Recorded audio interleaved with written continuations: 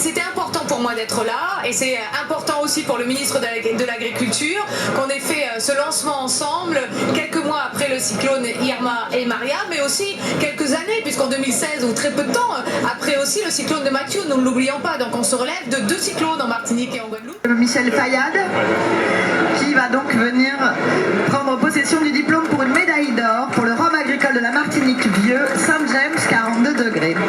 Bravo. Michel, c'est avec plaisir que je te remets cette médaille d'or pour le rhum vieux, Saint-James. En tout cas, félicitations. Le Salon de l'agriculture à Paris, c'est un moment très important d'échange entre les agriculteurs, le monde de la production agricole, de ce qui vient dans nos assiettes, tous ceux qui les entourent.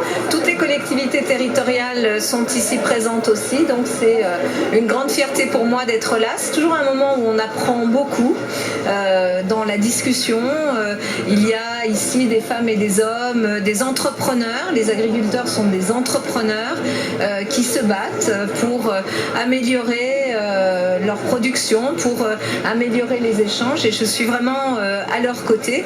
Je veux dire que Paris, c'est la capitale de la France, mais c'est aussi une petite planète à elle toute seule. Paris, nous sommes ici dans le hall des Outre-mer, est une ville ultramarine très très importante, donc pour moi c'est important de venir toujours saluer nos amis et nos collègues des Outre-mer qui enrichissent notre pays d'une façon remarquable. Pour agricole reste quand même les médailles symboliques, vraiment très importantes pour nos Roms, vraiment. Un prix intéressant aussi pour les Roms Saint-James de la Martinique, représenté ici à Paris par Michel Fayard. Alors grande satisfaction, mais c'est devenu une tradition parce que je crois que l'an dernier, Saint-James avait eu des prix chaque année. C'est vrai que depuis une vingtaine d'années, on a régulièrement des médailles d'or pour l'agriculture. Cette année, on en a une pour représenter les 3 ans. Mais ce qui est important à dire, c'est que le rhum martiniquais aujourd'hui tend de plus en plus vers l'excellence. C'est vrai que c'est le seul rhum d'appellation d'origine contrôlée qui existe au monde. C'est un rhum premium véritablement qui se situe dans une niche de produits très très très particulier. Et il ne faut pas oublier que le rhum, de façon générale, c'est l'alcool blanc le plus consommé au monde et que nous, à la Martinique, nous avons le haut de gamme de l'alcool blanc le plus consommé. Donc nous avons vraiment une carte à jouer à ce niveau-là. Et c'est vrai que depuis 1765 et maintenant, qu'existe la distillerie Saint-James, aujourd'hui nous avons rénové avec beaucoup de manifestations la fête du rhum, le petit train des plantations, des galeries d'art, la maison de la distillation, bientôt une habitation qu'on appelle l'habitation La Salle que nous avons restaurée tout à côté de l'usine Saint-James, qu'on va mettre effectivement en évidence. Et c'est vrai qu'aujourd'hui le rhum, en plus d'être, disons, agricole, industriel, culturel, commercial, d'exportation, elle est aujourd'hui un phénomène touristique à part entière. Pour aller dans toutes les distilleries, nous recevons à peu près 600 000 visiteurs par année qui viennent voir non seulement comment les gens vivent, mais comment les gens produisent, qu'est-ce qu'ils consomment, comment une humanité en fait. Derrière le côté plage, soleil, cocotier, il y a quand même une humanité qui existe à la Martinique. Cette humanité-là se trouve culturellement dans la canne, dans le sucre, dans le rhum, et c'est ça que nous voulons mettre en avant aujourd'hui. Quelle est la place de Saint-James aujourd'hui sur le plan national et international en termes de Martinique? Très honnêtement, sans aucune prétention, Saint-James c'est la plus grosse entreprise qui existe à la Martinique en matière de rhum.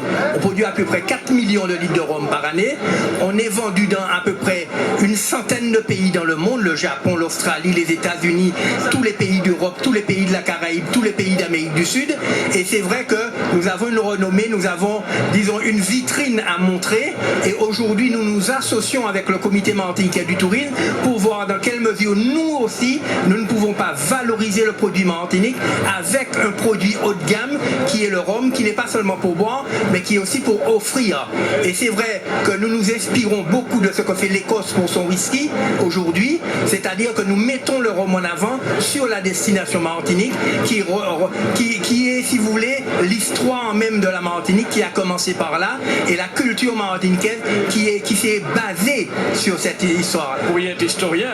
Mais je le suis un peu, mais effectivement l'histoire m'a amené au rhum, m'a amené au sucre, m'a amené à la canne, et m'a amené surtout au niveau du patrimoine. Le patrimoine bâti, qui est le patrimoine des grandes usines, et le patrimoine immatériel, qui est le patrimoine culturel, la danse, le ballet, le ladja, et tous ces éléments-là, le conte, la musique, etc., qu'il faut réunir, si vous voulez, et en faire un seul élément culturel qui est l'élément culturel créé. On a ce sujet évidemment parfaitement en tête.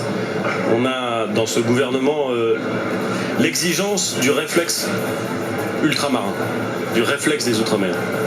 Ce qui ne veut pas dire qu'il faut faire des sujets différents pour l'Outre-mer, ça veut dire qu'il faut, dans chaque décision qu'on prend, quand on pense agriculture, quand on pense développement économique, quel que soit le sujet, quand on pense développement culturel, préservation du patrimoine, qu'on ait le réflexe ultramarin. C'est quelque chose auquel on est extrêmement attaché.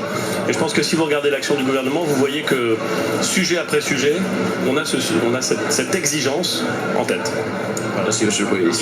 Et si je passe du temps sur ces stands, c'est pour montrer que sur les sujets agricoles, les Outre-mer, c'est vrai pour la Martinique, mais c'est vrai pour les autres territoires, ont des atouts absolument considérables, qu'il y a des enjeux extrêmement importants, à la fois pour les habitants de ces territoires, mais aussi pour la France dans son ensemble, de diversification, d'efficacité, de respect des ressources, je pense notamment à la ressource halieutique.